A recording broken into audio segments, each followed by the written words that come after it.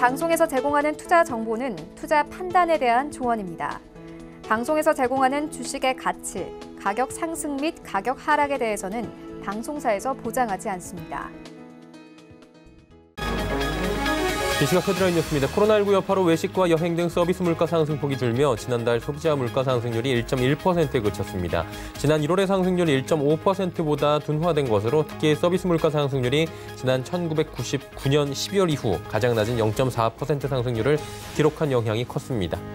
지난해 우리나라의 1인당 국민소득이 달러 기준 4년 만에 감소했습니다. 한국은행은 경기 부진으로 인한 저성장과 저물가, 그리고 미중 무역 분쟁에 따른 원화 약세 등이 영향을 미친 것으로 분석합니다. 외교부는 시진핑 중국 국가주석의 방한을 예정대로 올해 상반기 추진하겠다고 밝혔습니다. 다만 코로나19 사태가 조속히 극복되지 못한다면 영향이 있을 수 있다고 덧붙였습니다.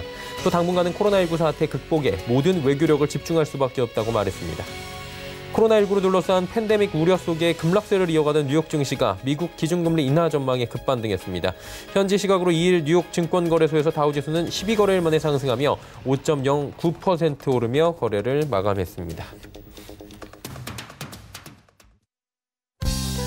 시청자 여러분 안녕하십니까. 오늘장 내일장 출발하도록 하겠습니다. 서정덕입니다. 시장이 어제 이어서 2거래일 연속 상승 흐름을 가져갑니다. 일단 전일 미국 증시를 보신 분들이라면 와, 이 정도인데 우리 시장 안 오르면 이상하다라고 느낄 정도로 사상 초유의 급등이 나왔습니다. 미국 증시 같은 경우에 상승폭이 아니라 상승폭으로 볼 때는 130여 년 역사상 최대 폭이라고 하고요. 상승률로 봐도 리먼 쇼크 이후에 지금 이 정도의 상승을 보인 최초의 날로 기억이 된다고 합니다. 각국의 유동성 공급에 지금 시장에서는 화답을 보내고 있고요. FOMC 같은 경우에는 이번에 0.5% 정도의 금리 하락 쪽에 무게를 두고 있습니다. 25bp가 아니라 50bp 쪽으로 무게가 쏠리다 보니까 강력한 유동성 공급이다, 통화 완화 정책이다라는 얘기가 나오고 있고요. 지금 일본의 BOJ나 ECB 같은 경우에도 이 통화적인 완화적 스탠스에 계속해서 동참을 하는 모습입니다.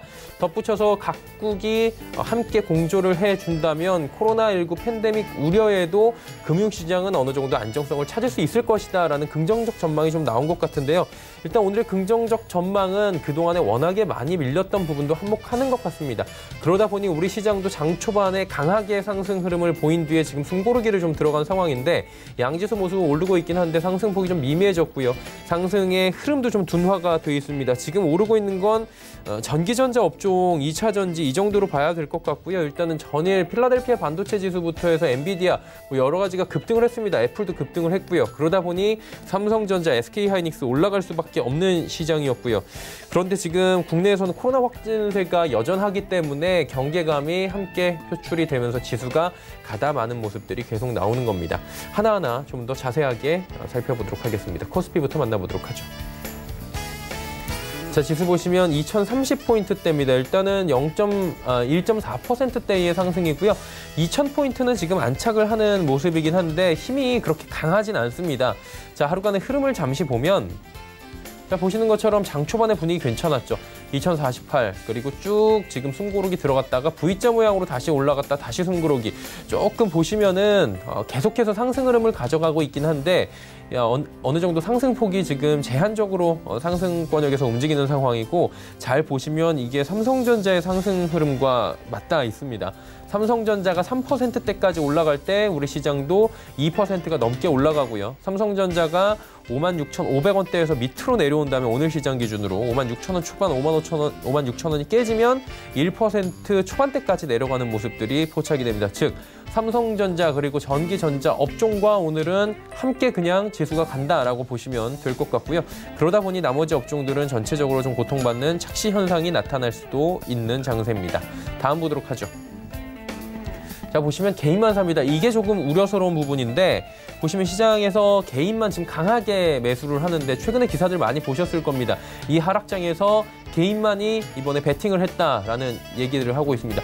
콜옵션부터 해서 개인들이 어마어마하게 지금 지수 또 선물 쪽에도 계속해서 매수를 한 상황입니다. 오늘까지는 성공으로 봐야 될 것 같고요. 그리고 금융투자와 연기금에서 파는데 금융투자 쪽에서 지금 기관 매도는 거의 다 금융투자입니다. 프로그램 매도로 쏟아져 나오고 있는 것이 굉장히 강합니다. 투신만 사네요. 다음 보도록 하겠습니다. 전해드렸다시피 삼성전자, SK하이닉스는 87,000원대까지 내려갔던 주가가 어느새 95,000원 부근까지 올라옵니다. 삼성전자 우선주 올라가고요. 삼성바이오로직스 오랜만에 시원시원하게 올라갑니다. 네이버도 반등에 성공하고요. 다음 볼까요? 자, 보시면 LG화학 그리고 삼성 SDI 2차전지 관련주들 이틀 연속 급등합니다. 삼성물산도 올라가고요. 현대차가 조금 아쉽네요. 개소세 인하가 돼서 국내 완성차 업계가 조금의 호재를 지금 코로나19 여파로 받게 됐는데 지금 공장이 멈춰 있는 그리고 멈출 수도 있다는 공포가 계속해서 완성차 업계를 누르고 있습니다. 다음 보도록 하죠. 현대모비스 그리고 SK텔레콤 내리는 가운데 LG생건이 올라갑니다. 포스코도 올라가고요. KB금융 보합입니다. 다음 보도록 하죠. 코스닥이 상승폭이 좀 둔화가 됐는데 1%도 안 되거든요. 지금 하루간의 흐름을 잠깐 보겠습니다. 보시면 641부터 632 장중 저점 부근까지 지금 내려왔는데 일단 뭐 상승폭은 적진 않은데 오늘 괜찮았던 그 큰 폭의 상승을 유지를 하지 못하는 상황입니다. 수급을 잠깐 보면 여기도 마찬가지로 개인만 삽니다. 어제하고는 또 반대죠. 어제는 개인이 팔고 기관 외국인이 샀는데 오늘은 개인들이 지금 지수가 지금 상승폭을 좀 축소를 하면서 그 사이에 좀 매수를 적극적으로 하는 구간이 됐습니다. 다음 보도록 하죠. 셀트리온 헬스케어가 65,000원 고비를 계속 못 넘기네요. HLB 보합 그리고 CJNM, 스튜디오 드래곤 올라가는 가운데 펄어비스도 소폭 반등에 성공합니다. 다음 보도록 하죠. KMW가 멈춰있는 가운데 SK머티리얼즈 에코프로비엠은 어제에 이어서 오늘도 올라가고요. 슈젤 그리고 원익 IPS에 빠지는데 슈젤은 메디톡스의 영향도 조금은 있어 보입니다. 다음 보도록 하죠. 자, 보시면 솔브레인이 4%대 하락하지만 제넥신이 큰 폭의 상승이 나오고요. 파라다이스, 메디톡스, SF에 올라가는데 메디톡스가 어제 장 후반 갑작스럽게 엄청난 급락을 한번 맞았죠. 지금 송사 관련해서 지금 악재가 좀 들어왔기 때문인데 오늘은 어제 워낙에 많이 빠졌기 때문에 기술적으로 좀 올라오고 있는 부분도 보여집니다. 다음 보도록 하죠. 원달러 환율이 1191원 90전에 거래가 되면서 안정적인 흐름을 환율은 가져가고 있는 상황입니다. 금일 본 방송에서 제공해드리는 정보는 투자 판단에 대한 조언일 뿐입니다. 해당 주식의 가치와 수익률 보장해드리지 않는다는 점 참고해 주시길 바랍니다. 네, 이 시각 특징주 바로 살펴보도록 하겠습니다. 정보경 캐스터입니다. 네, 미국의 금리 인하 기대감 속에 오늘 국내 증시도 어제에 이어서 빨간불을 켜고 있습니다. 양시장 1% 안팎으로 오르고 있는 화요일 장인데요. 이 시각 좋은 흐름 가져가는 종목들은 어떤 게 있는지 지금부터 만나보시죠. 이 시각 종목 핫3입니다. 삼성바이오로직스, 한진칼, 제주항공이 올라와 있습니다. 오늘 가장 먼저 만나볼 종목 한진칼인데요. 경영권 분쟁이 심화될수록 한진칼의 주가는 오르고 있는 모습입니다. 현재는 전날 대비 14% 넘게 올랐고요. 거래가 77,100원입니다. 하루간의 흐름도 확인해 보시죠. 한진칼이 8거래일 연속 상승세를 보이면서 오늘도 장중 최고가를 경신하는 모습입니다. 코로나19로 국내 증시가 휘청이는 가운데에서도 한진칼의 주가는 연일 고공행진을 이어가고 있습니다. 2013년 코스피 상장 이후 오늘은 역대 가장 높은 가격을 기록했는데요. 한진그룹의 경영권 분쟁을 오히려 정상화의 일환으로 판단하는 투심이 쏠린 것으로 해석되고 있습니다. KCGI 산하의 투자 목적 회사인 그레이스홀딩스가 한진칼의 주식을 추가로 매입하면서 보유 지분율이 17.68%로 상승했다고 공시했습니다. 이번 지분 확보로 반조원태 연합의 지분은 37.63%로 늘어나게 됩니다. 다음 종목 만나보시죠. 한편 제주항공은 이스타항공을 품으면서 강세를 보였는데요. 제주항공이 현재 7%가 넘게 올랐고요. 거래가 21,350원입니다. 하루간의 등락폭도 확인해 보시죠. 개장 직후에는 큰 폭으로 오르면서 최고가 22,550원을 터치했고요. 현재는 상승분을 많이 반납한 모습입니다. 제주항공이 이스타항공 지분 51.17%를 약 545억 원에 취득했다고 공시했습니다. 제주항공과 이스타항공의 지난해 말 기준 항공기 운용 대수는 각각 45대와 23대인데요.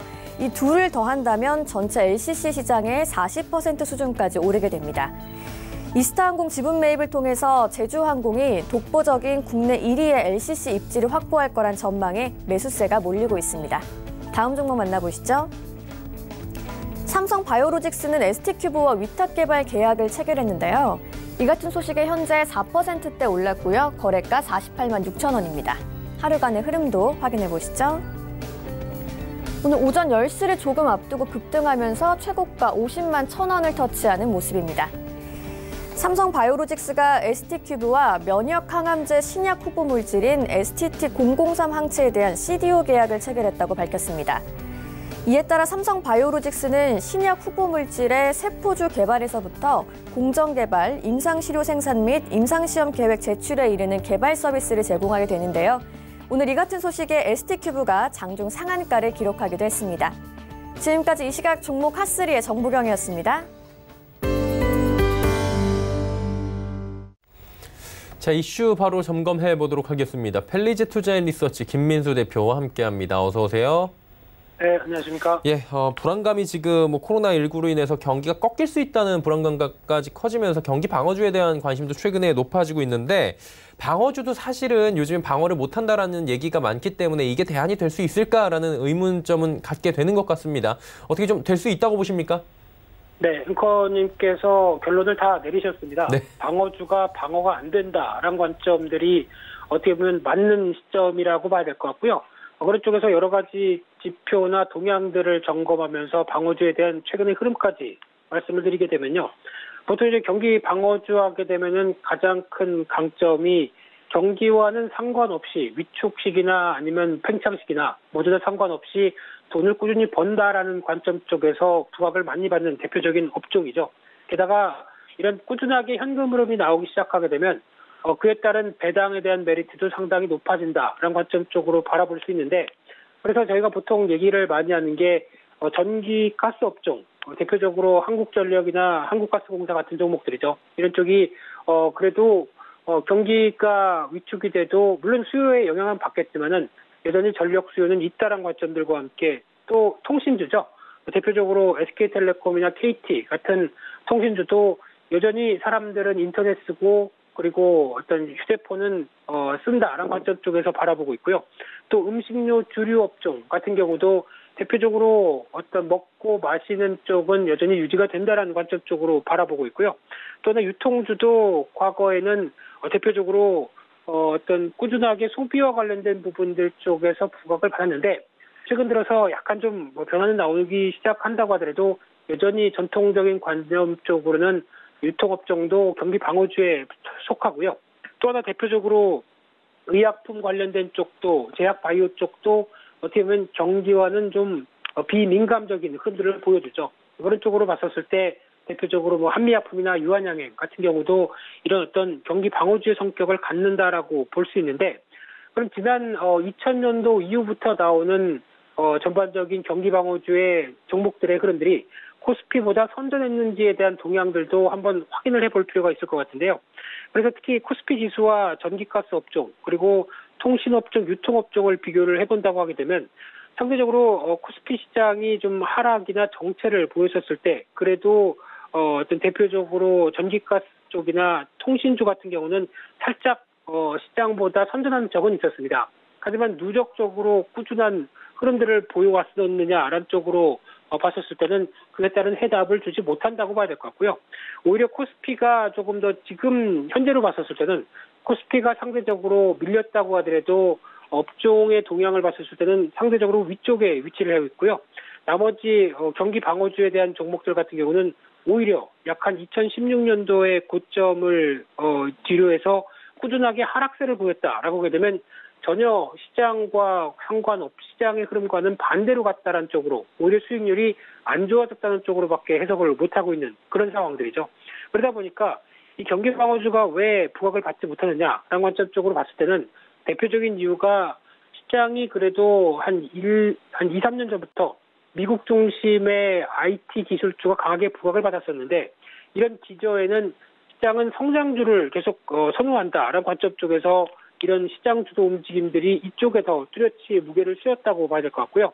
그렇게 되면은 가치주 중심의 종목들 같은 경우는 저평가가 뚜렷하다고 하더라도 어떤 상승에 대한 모멘텀이 약화됐다는 관점들도 같이 연결해서 볼 필요가 있지 않을까 생각되고 있고요.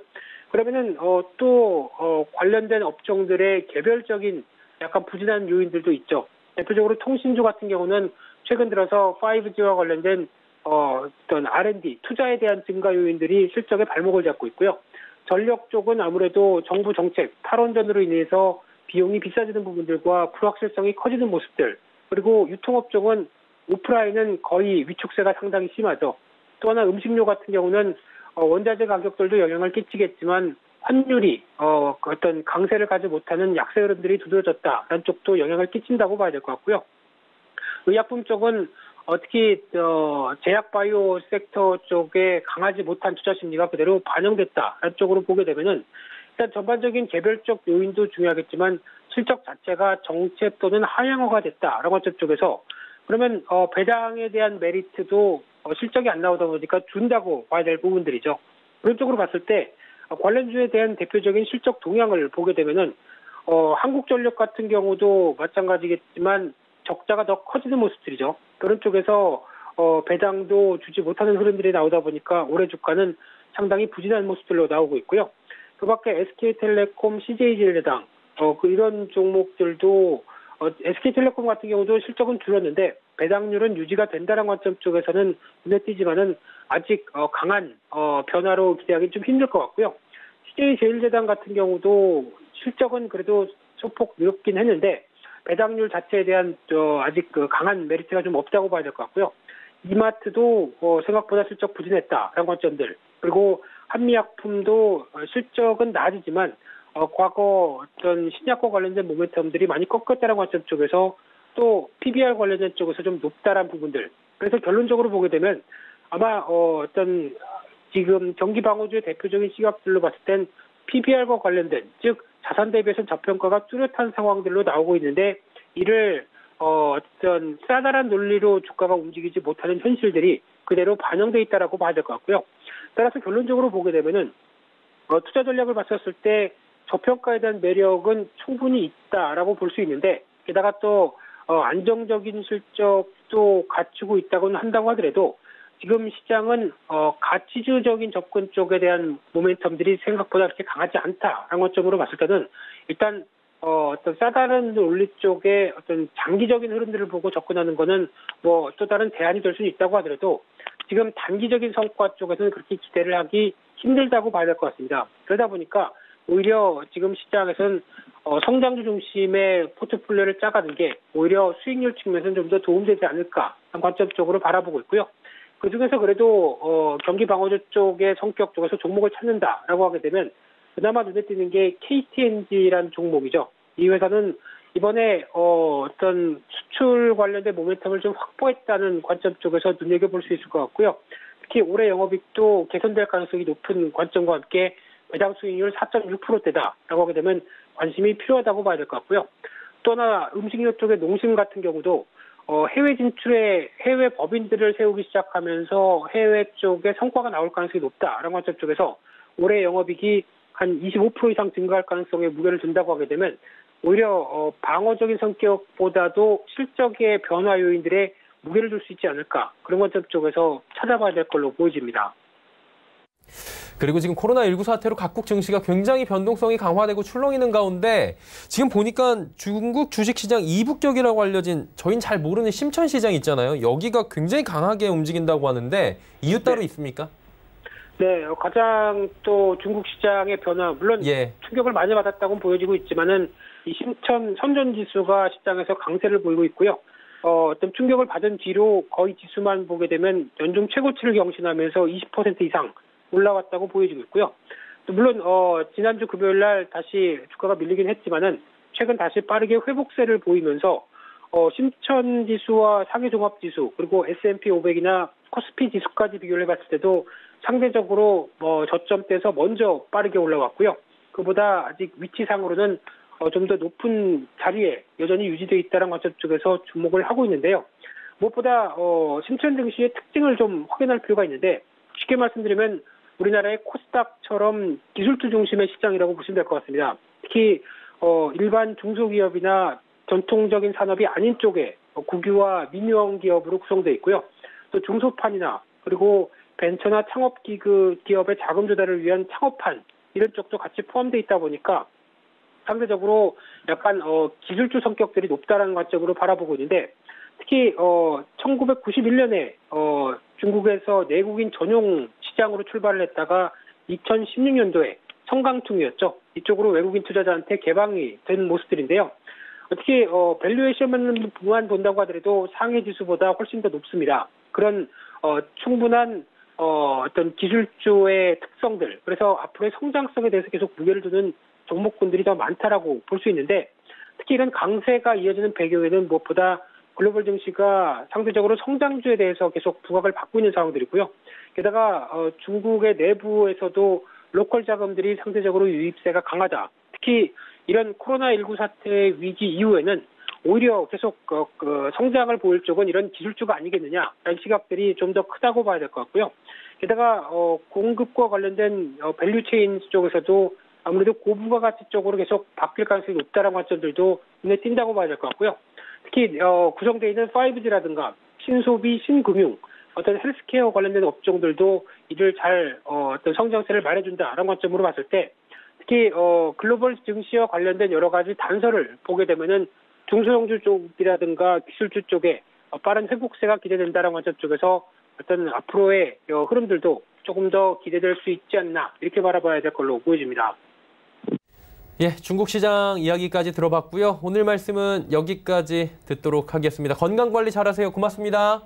네, 감사합니다. 예, 펠리지 투자 리서치 김민수 대표와 함께했고요. 이슈 칼럼 이어갑니다.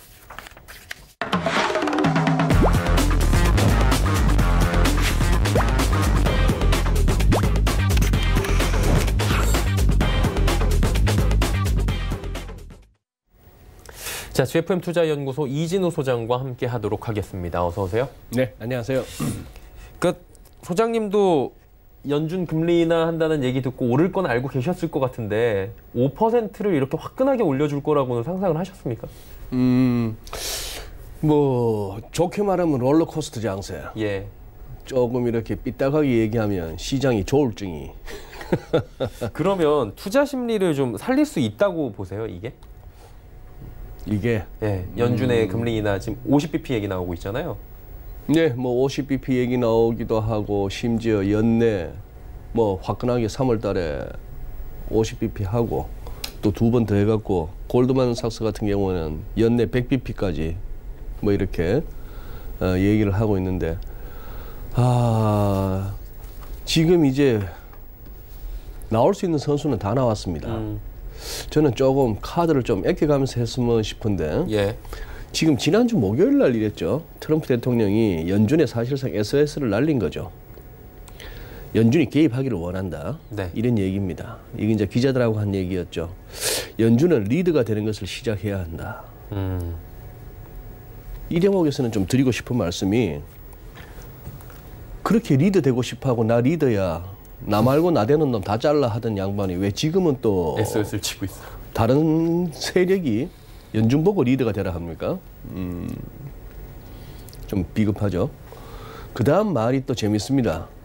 뭐 흘려듣기는 힘든 자리에 있는 양반이니까, 무서운 양반이니까, 힘이 있으니까, 그렇죠.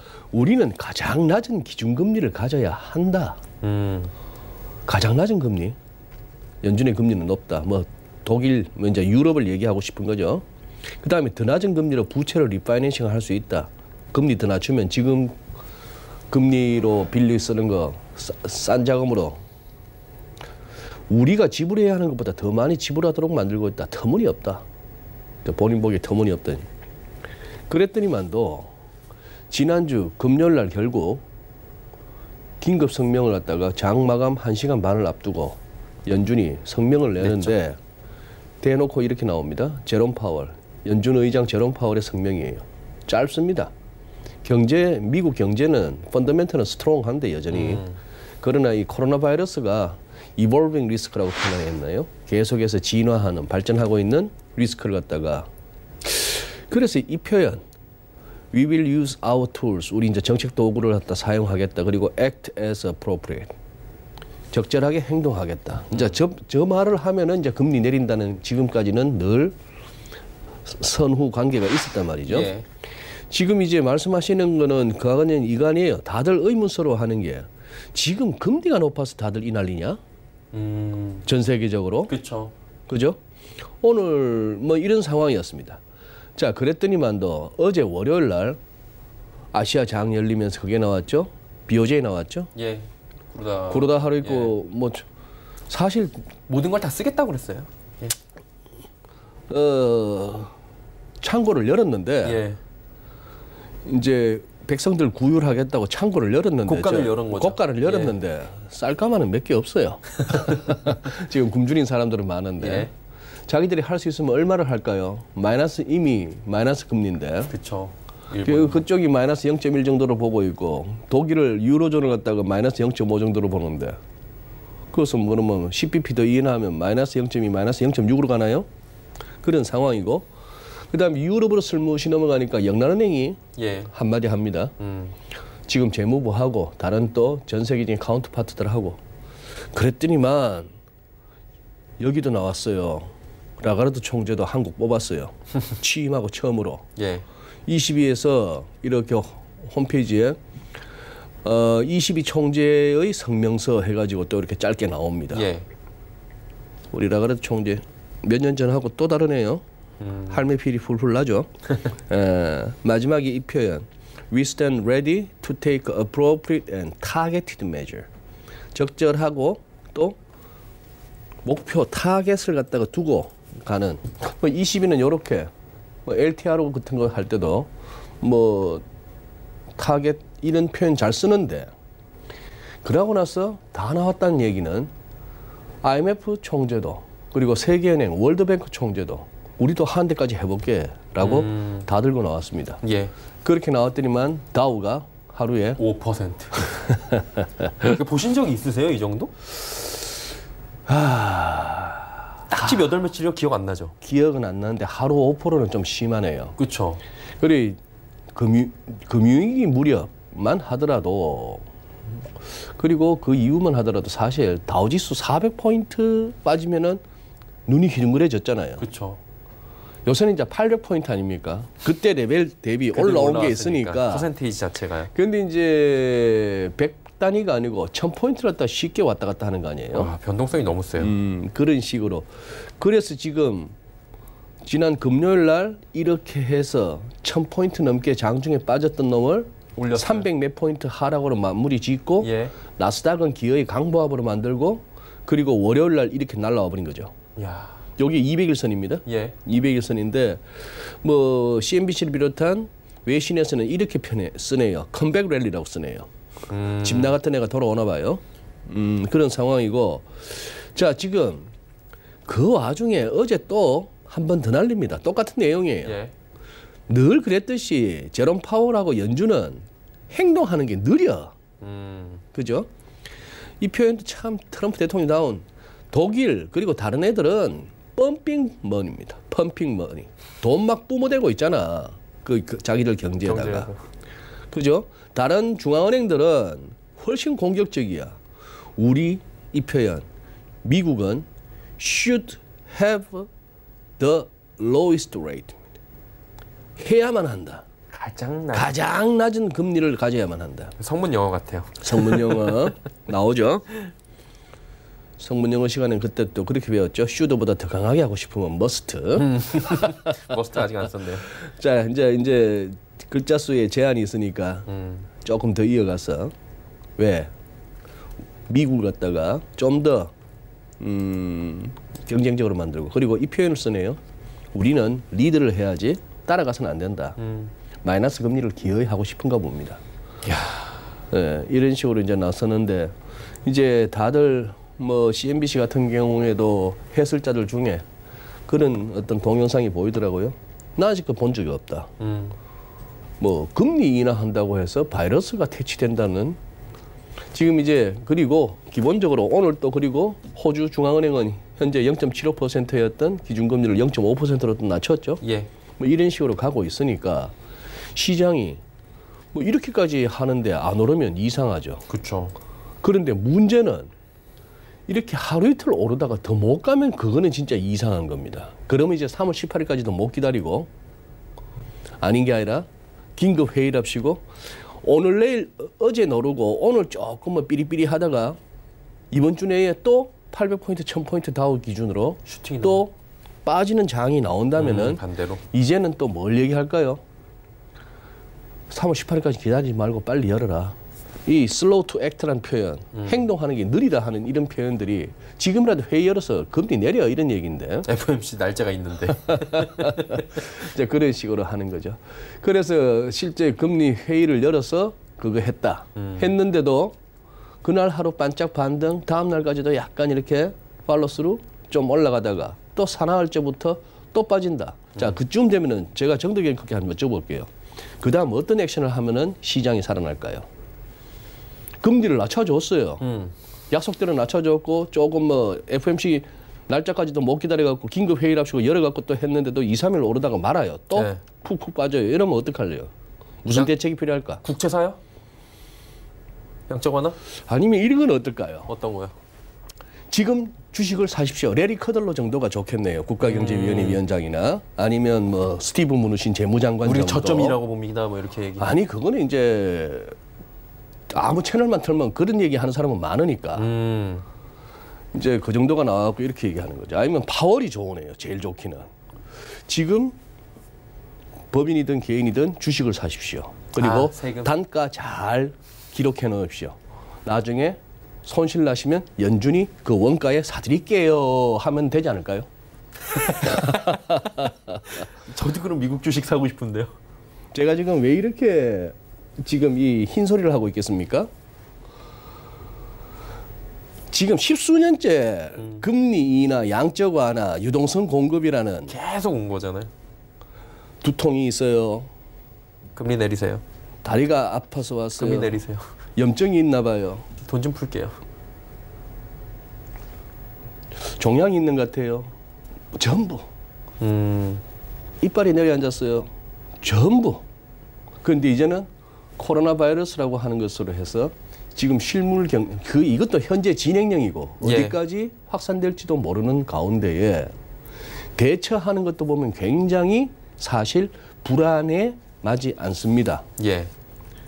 자기가 또 빠지기 위해서 마이크 펜스 부통령 갖다가 책임자를 앉혀놓고 거기 뭐 보건복지부 장관이 이미 태스크포스 팀장인데 그 위에다 옥상옥을 만들어가지고 해놓고 예. 모든 거 그쪽으로 보고해서 해라.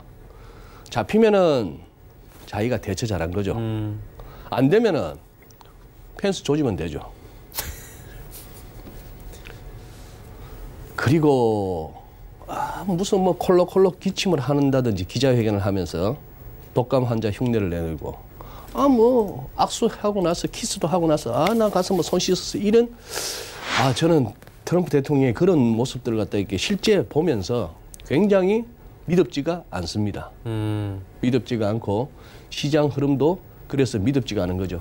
지금 이런 차트를 보시면은 이게 사람이 주문을 내서 이렇게는 못 오는 거예요. 그렇죠. 그죠? 내릴 때나 오를 때나 말이 안 되죠. 이거는 기계가 내리는 주문이라는 얘기죠. 예. 그리고 패시브이기 때문에 우리가 이렇게 생각할 수 있지 않습니까?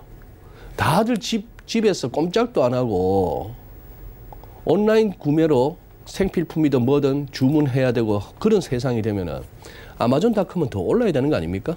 그렇죠. 근데 빠지네요.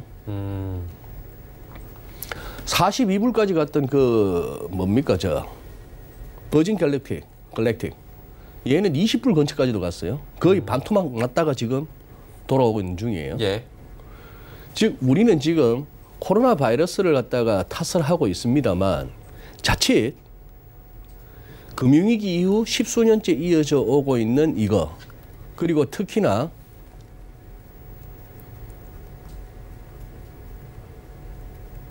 예. 이거 자 보시죠. 일목균형표요. 자 S&P 500 2018년 2월 달에 사실 쿵 했을 때 시장 많이 쫄았습니다. 지금 보니까 낙폭은 오히려 2018년 크리스마스 전에 빠진 것보다 못해요. 그렇지만 빅스 이른바 변동성 지수가 막 굴쩍굴쩍 뛰어 올랐던 거는 이때보다도 시장은 더 긴장했었습니다. 그러고 왔는데도 불구하고 작년에도 금융위기 아니 무역 분쟁 이런 식으로 얘기해서 쭉 왔는데 그걸 갖다가 여기서 사실 좀 조정받아야 될 만한 것 갖다가 여기까지 끌고 왔던 이 앞에서부터 여기서부터 긴장했어야 될 장을 여기까지 끌고 옵니다. 거기다가 지금도 관세는 때리고 있어요. 미중 간의 무역 전쟁을 갖다가 지금 문제시하거나 그것을 갖다 시황에 쓰는 사람들은 없으나 예. 지금도 관세는 때려지고 부과되고 있어요. 그만큼 비효율적이고 그만큼 경제에는 쓸데없는 비용이 추가되고 있는 거예요. 예. 화웨이 때려잡겠다고 하니까 지금 중국을 편들고 미국을 편들고 이런 차원이 아닙니다. 화웨이의 장비가 아닌 게 아니라 무슨 스파이 칩이 심겨져 있고 무슨 국가 기밀을 빼나갈 수 있는 그런 것이 있는지도 모르겠습니다. 미국이 의심하듯이. 그러나 경제적인 관점에서 봤을 때 기술력 처지지 않고 오히려 선도 기업이었고 가격 측면에서 적어도 경쟁사보다 30%나 싼 화웨이를 미국의 눈치를 보느라고 쓰지 못하고 이런 것들은 분명 경제적으로 비효율이에요. 그럼에도 불구하고 시장은 여기까지 막 달려고 했던 것은 오로지 유동성의 힘이요. 이른바 그때마다 나왔던 중앙은행들의 힘이었습니다. 예. 그렇다면 지금쯤은 한번 버블이 터지는 것이고 그 모멘텀이 이 코로나 바이러스로 인한 결국 글로벌 실물 경기의 위축. 예. 이 가능성을 염두에 둬야 되는데 일단은 재작년 크리스마스 이후 랠리에 딱 절반에서 멈췄어요. 예. 그죠? 그렇죠. 절반에서 멈췄는데 그러면 조정은 끝? 이제 다시 또 연준 금리 인하 22도 BOJ도 이놈저놈 죄다 센트럴 뱅크라고 간판 달고 있는 애들 전부 다 통화 완화 정책에 동참해서 10만 대군이면 될 걸 갖다가 100만 대군을 동원해 가면서 그 긴 보급선을 갖다가 또 온갖 오합지졸들로 채워서 그렇게 하면서 이걸 또 우상향으로 전고점 경신을 만들 것이냐 아니면 이것은 A파였고 금리 인하 등등으로 해서 또 약간 올라오는 그것이 결국 B파에 끝나고 C파가 남았느냐. 그러나 지금 당장은 뭐다? 그래 이번에 빠졌던 거에 어디까지 갈 수 있을까? 38.2%는 금방 회복했고 예. 하루 만에. 그러면 절반이 S&P 500 기준으로 한 3,125. 그다음 더 간다면은 3,195 라운드도 예. 뭐 이런 식으로 이제 생각해 볼 수 있는. 일간 차트 보니까 이거는 사는 게 맞아. 이 아래 꼬리 달리는 캔들 나오고 거래도 터지고. 그런데 위클리는 보니까 이제 시작일 수도 있는데 이런 상황이니까 지금 장중에 계속해서 무슨 뭐 이런저런 사이트를 통해서 보시잖아요. 지수 선물 흐름을 왔다 갔다 하잖아요. 그렇죠. 왔다 갔다 하잖아요. 그리고 요즘은 더 힘든 거는 지수 선물 흐름 보고 장막판에 포지션 결정했다가는 다음날 새벽에 다 뜨악해졌잖아요. 지수 선물 많이 빠진다 싶었는데도 올라와요. 오른다 싶었는데 장 끝나고 나서 아침에 보니까 다우가 1000포인트 빠져있고. 그러니까요. 이런 날이 지금 되고 있으니 지금 시장 굉장히 혼란스러운 것이죠. 예측하기가 좀 어렵다라는 부분인데 네.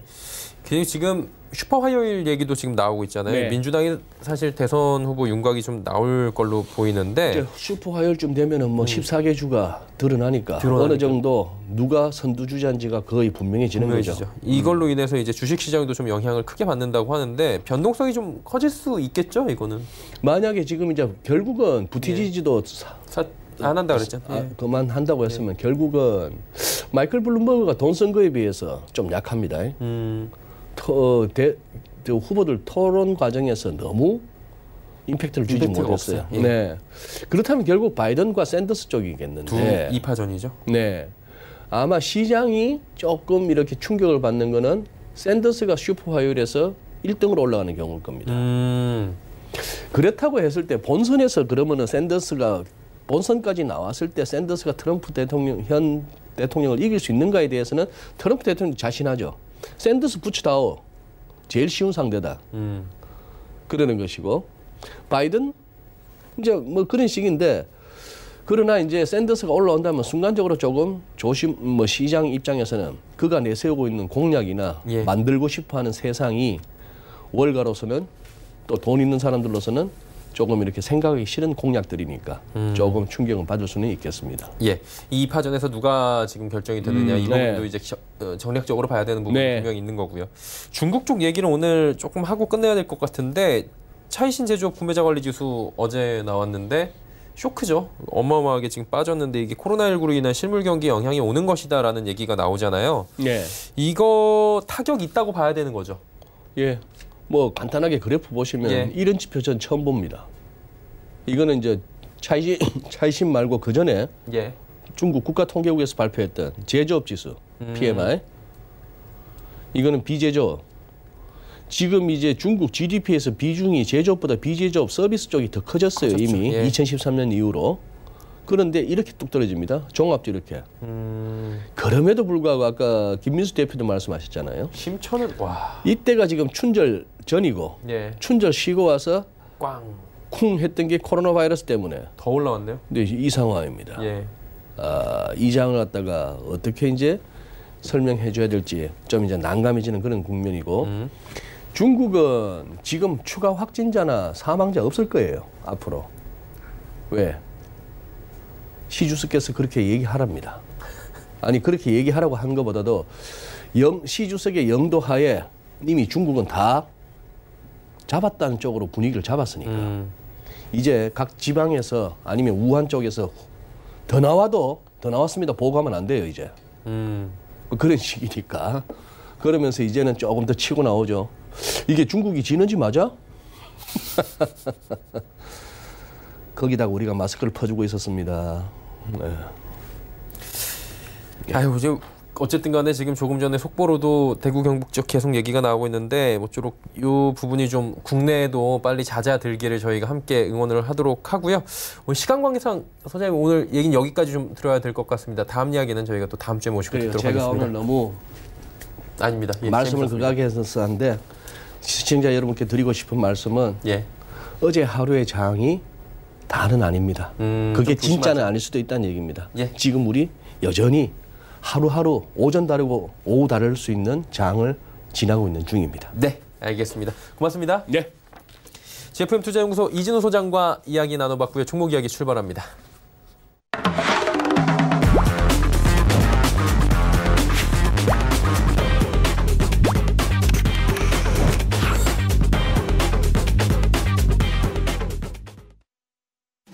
네, 종목 이야기 바로 출발해 보도록 하겠습니다. 오늘은 AR 인베스트먼트의 오현진 팀장 연결되어 있습니다. 어서 오세요.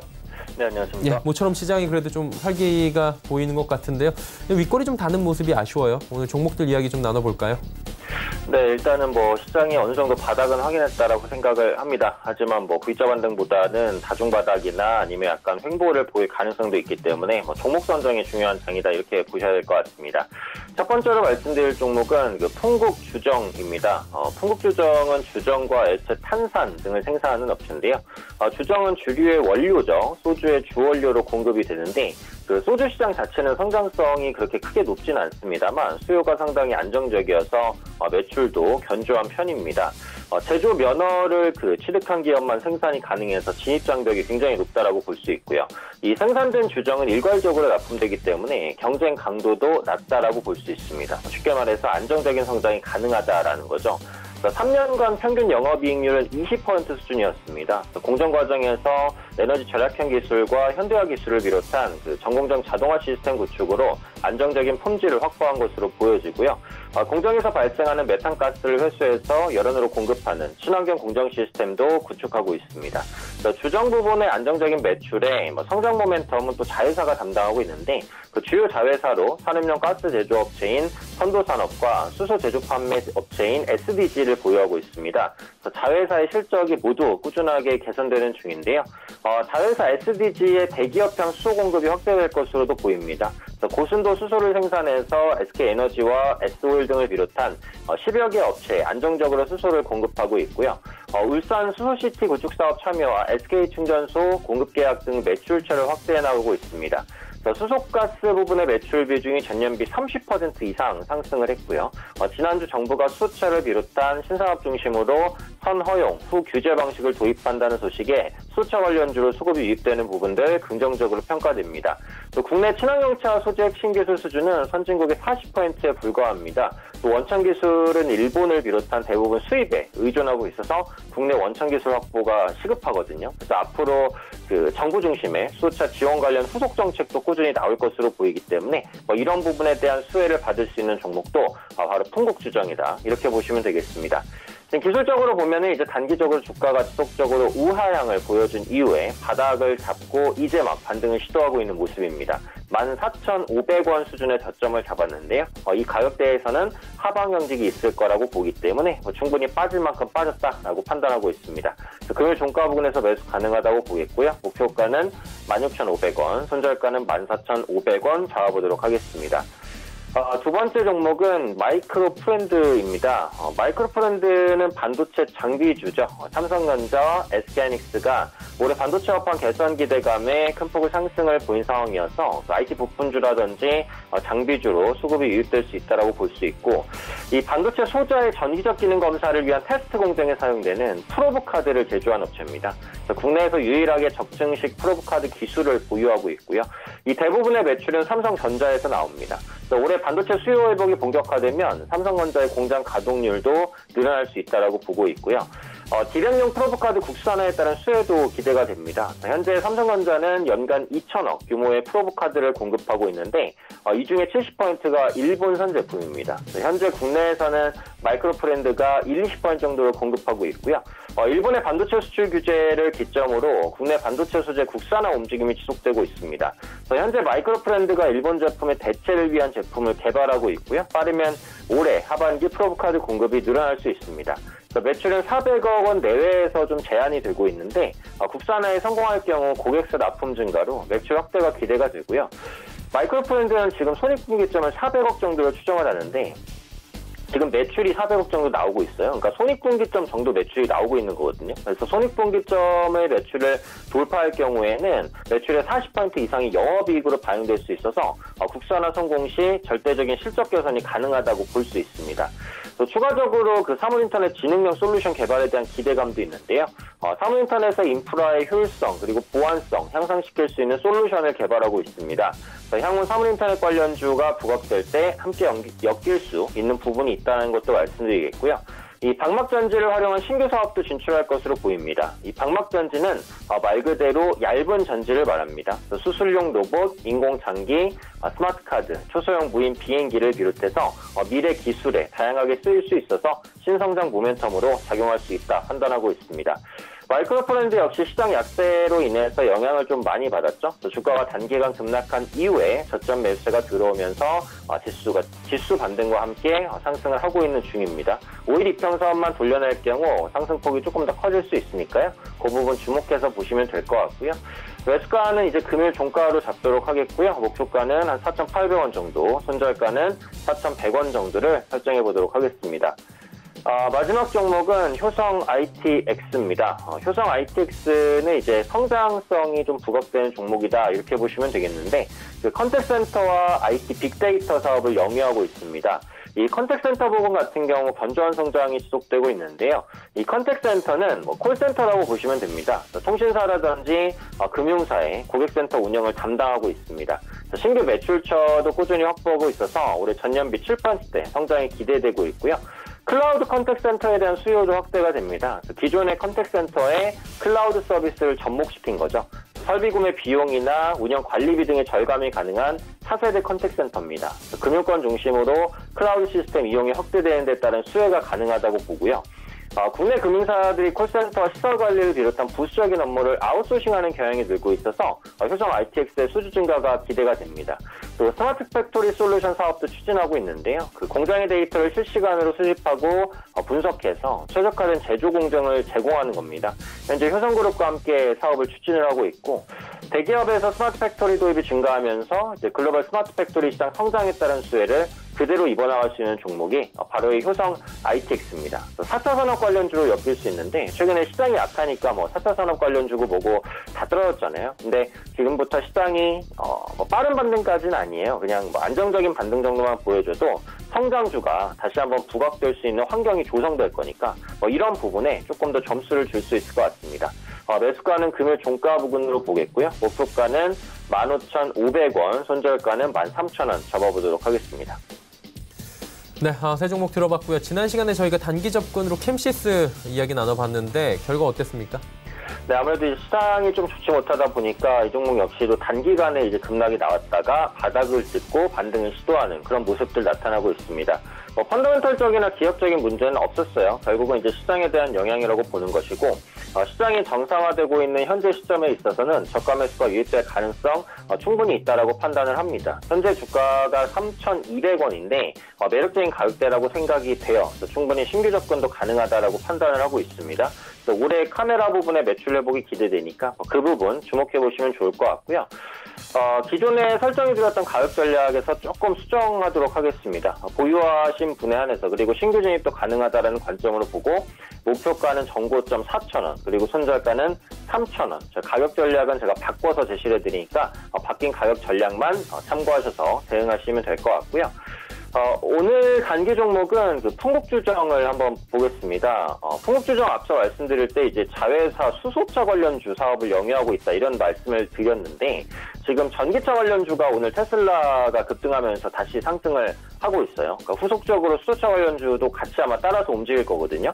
그러니까 대장은 전기차인데 대장인 전기차가 가격 부담이 생길 때 움직일 수 있는 게 수소차라고 보니까 그 부분 한번 보시면 될 것 같아요. 친환경 부분에 있어서 그 정부 지원이 확대되는 데 따른 수혜를 받을 수 있으니까 그 부분 참고해 보시면 좋을 것 같고요. 매수가는 금일 종가, 목표가는 16,500원, 손절가는 14,500원으로 설정해 드리니까 가격 전략만 잘 참고해 주시면 좋을 것 같습니다. 네, 풍국주정까지 이야기 나눠봤고요. 오늘 말씀은 여기까지 듣도록 하겠습니다. 고맙습니다. 네, 감사합니다. AR 인베스트먼트 오현진 팀장과 이야기 나눠봤고요. 내일의 종목 330 이어집니다.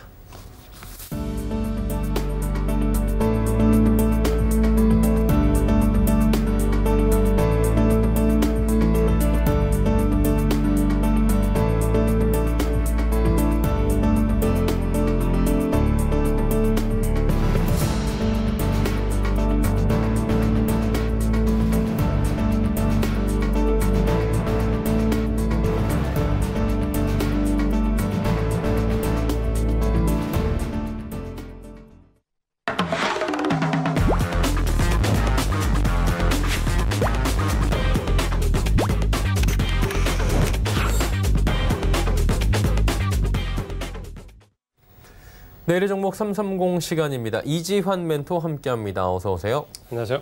네, 오늘 주제부터 살펴보도록 하죠. 자, 오늘 대화 나눠볼 주제는 미국 나스닥 급반등 주도주 등락이라고 올라와 있습니다. 전일 미국장이 워낙에 큰 폭의 상승이 좀 나왔는데요. 관련 이야기 들어볼까요? 네, 지난 이제 기술주 중심의 나스닥은 사실 이제 지난주 금요일부터 이제 바닥을 조금씩 잡는 모습을 보이다가 어제 이제 급등을 하면서 이틀간 아주 좋은 흐름을 좀 보였습니다. 이번 하락 직전의 상승 구간에서 우리 증시는 대부분의 주도 섹터들이 나스닥의 대장주와 연관되어 있는 종목들이 주도 섹터를 형성하면서 강한 모습을 좀 보였는데요. 이번에 나스닥 흐름의 급반등의 모습을 좀 보면서 어떤 종목들이 상승을 했는가를 조금 살펴보시면 우리 이 IT 섹터 내에서 어떤 종목들이 또 주도주를 형성할 수 있는지 한번 좀 가늠해 볼 수 있다는 점에서 한번 좀 확인할 필요가 있다라고 말씀을 좀 드리겠고요. 먼저 반도체 관련된 종목 중에 대장주를 할 수 있는 마이크론 테크놀로지 같은 경우는 이틀 동안에 반등해서 7.77% 상승을 했습니다. 전체적인 나스닥 상승률에 비하면은 평균치를 조금 상회하는 모습인데 1분기에 생각보다 반도체 종목들 D램 가격이나 메모리 관련된 종목들의 가격이 상당히 나쁘지 않았다는 점이 아무래도 반도체 종목들이 여전히 저점론과 함께 12월 이후에 턴어라운드 할 수 있는 모습을 좀 보여준다는 점에서 마이크론 테크놀로지가 7.77% 상승을 했고요. 그다음에 이제 우리가 가장 관심을 많이 가지고 있는 애플 역시 휴대폰과 반도체, IT 전체 섹터의 집약이다라고 말씀드릴 수 있는데 애플 같은 경우는 바닥권에서 9.25% 상승하면서 평균 상승률을 좀 뛰어넘는 모습을 좀 보여줬습니다. 어떻게 보면 이제 애플 같은 경우는 가장 가파르게 하락을 했는데 그만큼 반등도 가장 가파르게 좀 올라온다 이렇게 좀 보시면은 전체적으로 반도체 관련된 종목들 IT 섹터 집약된 모습들 중에서는 애플이 9.25%로 상당히 좀 강한 모습을 보였다 이렇게 좀 보시면 될 것 같습니다. 그다음에 이제 우리가 가장 많이 관심을 가지고 있는 전기차, 특히 이제 2차 전지와 관련된 테슬라인데요. 테슬라 같은 경우도 바닥권에서 지금 이틀간 상승폭을 보면 9.66%. 어떻게 보면 IT 섹터 내에서 가장 강한 흐름을 좀 보였습니다. 지난 상승 구간에서도 테슬라가 상당히 강한 모습을 보였는데, 급락도 컸지만 여전히 반등 구간에서 역시 급반등 부분도 전기차와 관련된 2차 전지도 우리 섹터에서 강할 수 있다는 점. 그런 점에서 전일 우리 증시 오늘 좀 소폭의 조정을 받지만 전일 2차 전지 관련된 종목들이 급등했던 배경에는 역시 테슬라가 불을 좀 지폈다. 물론 상승 원동력은 테슬라지만 결국에 펀더멘탈과 관련된 부분은 오히려 유럽과 관련된 부분이라는 점은 다시 한 번 더 좀 상기할 필요가 있습니다.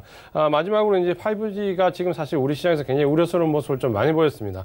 이번 그 하락 기간 동안 중반 이후에 급락하는 모습을 보여주면서 상당히 좀 우려감이 나타냈는데 사실 이제 5G가 주도 섹터 다시 들어왔던 부분에는 미국의 3위 통신회사인 스프린트와 사이에서는 T모바일 합병 이슈가 나오면서 5G가 주도 섹터에 들어왔는데요. 그러면서 스프린트와 관련된 주가 흐름을 보면 이번 하락에서 스프린트는 2.41% 상승하면서 역시 이제 평균 상승률을 좀 하회하는 모습을 좀 보여줬는데 반면에 하락도 적었기 때문에 지금 상승도 좀 적게 나온다라는 부분을 좀 이해를 하시면 될 것 같고요. 전체 섹터에서 5G가 여전히 좀 유효한 주도 섹터 중에 하나긴 하지만 어제 말씀드린 대로 전체적인 종목별 등락이 좀 엇갈리면서 주도 섹터 내에서는 좀 수급적으로 취약한 모습을 좀 보여주고 있다. 하지만 일본과 중국과 관련된 1분기 이슈 때문에 그렇고 미국 호주 내지 인도와 관련된 2분기 이슈에서는 특히 미국의 5G와 관련된 부분에서는 이후 순차적으로 주도 섹터의 상승 모멘텀이 볼 수 있기 때문에 여전히 주도 섹터의 범위에 좀 넣어놓으면서 주시할 필요가 있다라고 말씀을 드리겠습니다. 이렇게 보시면 전체적으로 IT 섹터들 급반등에 대한 주도적 흐름을 한번 좀 살펴볼 수 있었다. 이렇게 말씀 좀 드리겠습니다. 네, 그렇다면은 뭐 관련된 섹터 이야기 조금만 더 나눠보고 싶은데 어떤 섹터를 볼까요? 네, 이번에 아무래도 우리 시장의 반등과 연관을 좀 지어서 생각해 보시면 될 것 같은데요. 생각보다 지금 반등이 IT 섹터에서 가장 강하게 나오는 부분은 2차 전지와 역시 반도체입니다. 반도체는 이제 2월 달에 수출 동향 보고서가 나오면서 전체적으로 코로나19와 연관돼서 어려운 가운데서도 상당히 선방했다라는 부분이 역시 나오고 있고요. 2차 전지는 역시 이 섹터 자체에 대한 레벨업에 대한 기대감이 여전히 증시에 반영이 되면서 수급적으로 가장 활발한 모습을 좀 보이고 있기 때문에 IT 섹터 조금 더 추격해서 보신다면 반도체와 2차 전지 위주로 한 주도 섹터 흐름이 좀 형성되고 있다라고 말씀을 드리겠습니다. 네, 섹터 이야기까지 나눠봤고요. 오늘 말씀은 여기까지 듣겠습니다. 고맙습니다. 고맙습니다. 네, 이지만 멘토와 이야기 나눠봤습니다.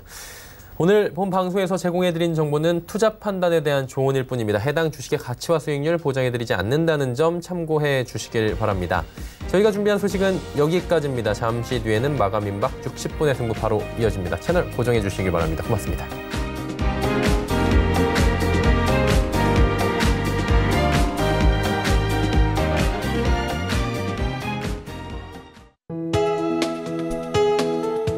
방송에서 제공하는 투자 정보는 투자 판단에 대한 조언입니다. 방송에서 제공하는 주식의 가치, 가격 상승 및 가격 하락에 대해서는 방송사에서 보장하지 않습니다.